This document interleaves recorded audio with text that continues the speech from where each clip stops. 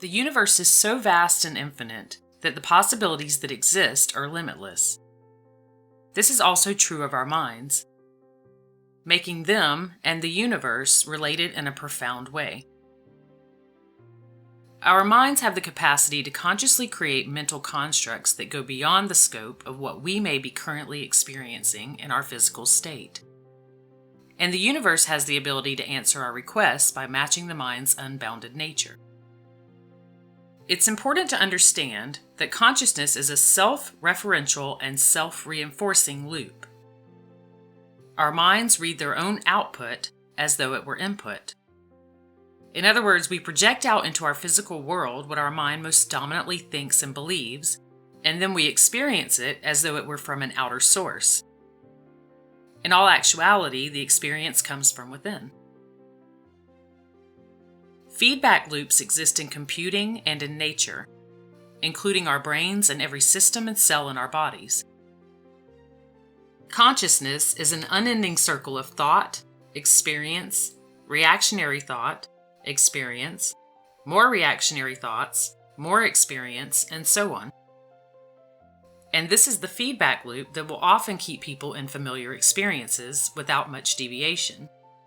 As mentioned, it flawlessly reinforces itself. These loops can be summed up as who we are, what we identify with, and which experiences we create. The mind loops, and then our brain becomes the vessel that creates the lens through which we observe and interact with that loop.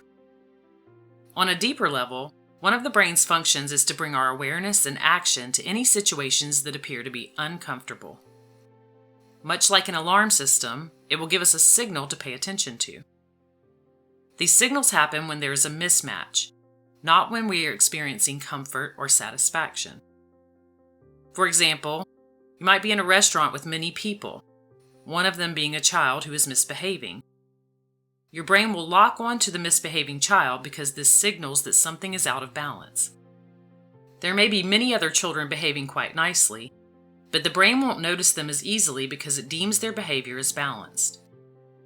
In other words, the brain doesn't consciously pay attention near as often when what we want matches what we are getting.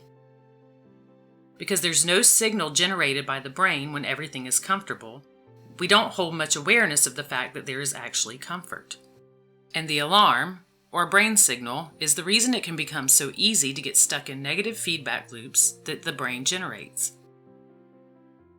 Negative feedback loops are useful for survival. For example, your brain probably tells you that it's a bad idea to stick your hand in a fire because it will get burned. But negative feedback loops can also become ingrained for other things that aren't as useful, such as telling you that you shouldn't even try something because you might end up failing, or being criticized by others. The first example is useful and grounded in fact, whereas the second loop has little to no factual basis and can be destructive to the type of life a person truly wants to live. And sometimes our subconscious brain can have difficulty telling the difference between the two. We should never just allow our negative thoughts to be accepted as 100% accurate. It's important to challenge their validity. If a person you didn't know walked up to you and told you they wanted to give you a handful of magic beans, you would most likely be skeptical of them. And this is the way we might consider viewing our negative thoughts, with skepticism. Think of your negative thoughts as a random person who you don't know trying to sell you something that sounds too absurd to be true. If we continue to let automatic and negative thoughts persist unchallenged, it will only reinforce them and the loop they have established. But when we begin to notice that our automatic negative thoughts do not have authority over us, we can strip them of any power we may have once perceived that they had and begin to change the negative feedback loop into a positive one. Another way to get around these negative feedback loops is by going against the brain's biology. We do this by extending extra effort to find the moments and areas where our reality matches our desired outcome. Have you ever played the card game Concentration? All the cards are laid face down on a surface, and 2 cards are flipped face up during each turn. The object of the game is to turn over pairs of matching cards. Your mind matches the 2 like items through recalling where they are. This is the same concept used to reinforce positive feedback loops that create more positive outcomes. Looking for successful accomplishments, especially small and minor ones, is not part of our nature. So we must consciously go against the biology of our brain to notice all of the matches, the pleasant, abundant, happy moments in our life. This begins the process of teaching the brain to signal you when something good is happening, which in turn produces a positive feedback loop that begins to reinforce itself. Simply take moments out of your day to notice when everything feels comfortable and consciously match it with what is happening around you. For example, as you're driving to work, you might notice when all of the green lights are in your favor, or even that you're just comfortable that you have a car to drive. Consider this. Have you ever been sick and thought you'd do anything to feel better? And then when you do feel better for some time, you don't really think much about it at all? These are the types of comforts that you begin to match with your experience, so your brain notices and creates a new positive feedback loop. Remember that the reality we experience is a projection of our most dominant thoughts and beliefs. From an energetic and universal standpoint, there are also quantum feedback loops. Energy flows through each of us, into the outer world and back again. We are conduits for universal action, and we amplify any effects by bringing attention to the feedback loops that are occurring. From this perspective, we can shift our attention to a higher plane of consciousness. This requires developing the ability to maintain a split focus, partially maintaining connection on the plane of the intellect, and partially feeling the sense of comfort and alignment around us. This is essentially the same concept as actively looking for the pleasantries in life. However, this process incorporates the feeling states and energy required to strengthen the new positive feedback loops that are being created.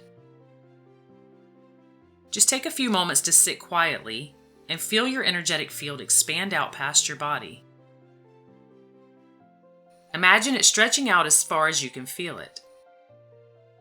This is a higher plane and dimension where there is complete alignment, and you can feel for a new quantum feedback loop of positive energy. Next, try to imagine this energy attaching itself to all of the comforts you have noticed with the new positive feedback loop that you're creating, and then visualize it flowing through your body, back out again as your experience, and then looping back again through you as a continual cycle. This visualization process will help solidify your new reality in both your mind and vibrational state. Consider the idea that many times, possibly even every time you make a decision or choice, you are literally changing the reality that you experience. If you want to experience a new reality, you must consciously challenge anything negative that comes into your mind or experience and train your brain to cooperate in a way that you tell it to. By forcing our brains to look for positives and comforts, no matter how basic, we begin to form a habit of finding the positive in any and all situations. And by doing this long enough, the brain will eventually do it on its own. Your subconscious mind will go from alerting you to all of the negatives and treating them as reality, to signaling you to all of the positives, including any solutions to current challenges, and making that the new reality.